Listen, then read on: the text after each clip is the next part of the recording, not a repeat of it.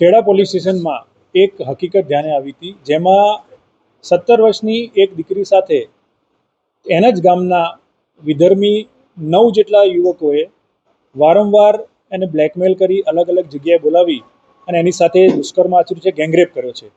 આ બાબતે તમામ પાસાઓનો અભ્યાસ કરી એમાં ફરિયાદ દાખલ કરવામાં આવી છે પોક્સો એક્ટ અને ગેંગરેપ બાબતની, અને 9 પૈકી 8 આરોપીની અમે અટક કરેલી છે. My school is one such future-ready school where I understand each and every concept taught in the class and don't rote learn, where teachers don't just use books and blackboard to teach but use new ways of teaching and learning like audiovisual learning, activity-based learning and group activities, which enhances my conceptual understanding. My school also teaches coding, which is an important 21st century skill.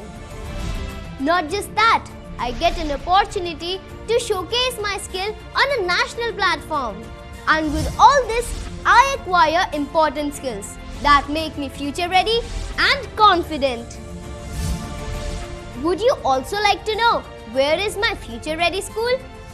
Visit now and see for yourself.